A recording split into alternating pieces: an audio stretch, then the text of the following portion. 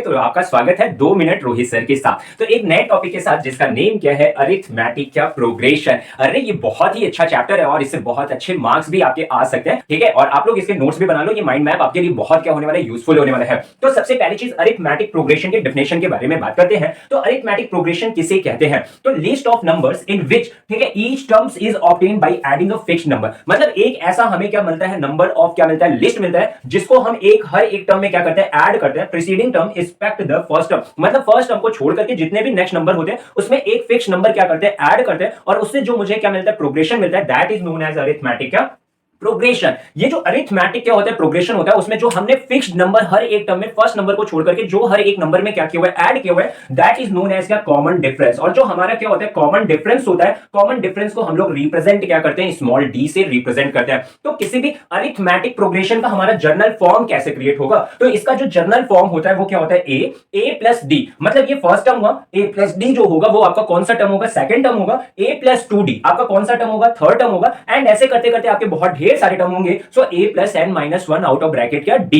ये आपका journal form होता है किसी भी अरिथमेटिक प्रोग्रेशन का। अब बात आती है अरिथमेटिक प्रोग्रेशन में आपको सबसे ज्यादा nth टर्म या फिर कुछ इसको nth टर्म भी कहते हैं, तो उसमें आपको कोई भी हेजिटेशन नहीं, मींस वही है nth टर्म को या फिर nth टर्म को, बात एक ही होती है, ठीक है। अपना अपना प्रोनाउंसिएशन करने का बस एक तरीका होता है। तो nth टर्म अगर हमें फाइंड आउट करना होता है, देखिए nth टर्म आपके दो तरीके से फाइंड आउट होते हैं। एक तो आपका फाइंड आउट होता है फ्रॉम द बिगनिंग से फाइंड आउट होता है। फ्रॉम द बिगनिंग का मतलब स्टार्टिंग से, अगर आपका कोई भी प्रोग्रेशन से कहता है कि ये टर्म फाइंड आउट करिए, देन आपको formula an is equal to a plus n minus one out of bracket D apply करना है। और अगर कभी भी आपसे क्वेश्चन में ये कहता है कि nth टर्म फाइंड आउट करो फ्रॉम द एंड, जब nth term from the end से फाइंड आउट करने के लिए कहता है तो वहां पे आपको अप्लाई करना है an is equal to l minus in bracket में n minus one out of bracket क्या डी। अब यहां पे जो भी आपके क्या लिखे हुए सिंबल्स लिखे हुए, इन सिंबल्स का भी कुछ क्या होता है, मतलब होता है। तो इसमें अगर आपका कोई भी कहीं पर भी फर्स्ट टर्म आपका लिखा हुआ है, a लिखा हुआ है, तो ये डिनोट क्या करता है, आपका फर्स्ट टर्म डिनोट करता है। वहीं पर l अगर कभी भी आपको लिखा हुआ दिखाई देता है तो l आपको क्या दिखाई देता है, सॉरी यहां पे बाय मिस्टेक आपका कॉमन डिफरेंस लिखा गया है, तो l अगर आपका कहीं पर होता है तो ये आपका रिप्रेजेंट क्या करता है, लास्ट टर्म रिप्रेजेंट करता है। वहीं पर n के बारे में अगर हम लोग क्या करें, डिस्कशन करें, तो n जो होता है वो रिप्रेजेंट करता है नंबर ऑफ टर्म्स, मतलब कितने नंबर्स की आपकी जो nth टर्म है वो फाइंड आउट करनी है।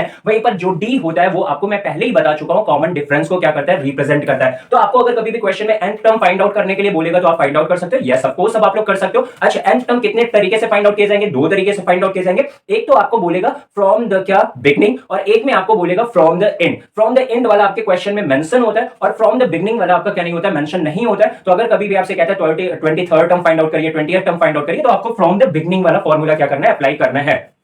चलिए अब बात करते हैं अरिथमेटिक प्रोग्रेशन का सम कैसे फाइंड आउट करेंगे। तो अरिथमेटिक प्रोग्रेशन का जैसे आपने nth टर्म फाइंड आउट किया, वैसे भी सम भी फाइंड आउट करने के लिए आपके क्या होते हैं, दो मेथड होते हैं और दो फॉर्मूले होते हैं। तो sum where the first, when the first term and common difference are क्या गिवन, मतलब जब आपका first term and common difference given होगा तो आपको फॉर्मूला कौन सा अप्लाई करना है, Sn is equal to n by two in bracket में 2a plus n minus one out of bracket d। यहां पर भी जो आपके सिंबल्स रिप्रेजेंट है सेम वही आपके सिंबल्स भी क्या होंगे, रिप्रेजेंट होंगे। अब आपका नेक्स्ट फॉर्मूला क्या है, when first and last term are given, मतलब जब आपको first and last term given होगा तब सम के लिए कौन सा फॉर्मूला अप्लाई करने वाले हो। So Sn is equal to n by two in bracket में a प्लस l, और आपका Sn is equal to n by two in bracket में a प्लस क्या, an अप्लाई करने वाले हो। वहीं पर बात करें अरिथमेटिक मीन कैसे फाइंड आउट करोगे, वैसे तो ये सिलेबस से रेड्यूस हो गया है, बट कभी कभी अगर आ भी जाएगा तो डरने की जरूरत नहीं है, क्योंकि आपके रोहित सर और रोहित भैया इधर आपके पास है। तो चलिए अरिथमेटिक मीन में अगर हम लोग क्या करें, बात करें, अगर a b c r इन क्या है, AP है, सो b इज इक्वल टू आपको क्या करना है, a plus c by two. मतलब जो आपका मिडिल में क्या है टर्म है, मिडिल वाले टर्म को इधर लिखना है, और जो आपका फर्स्ट एंड लास्ट टर्म है उनका ऐड करके क्या कर देना है, हाफ कर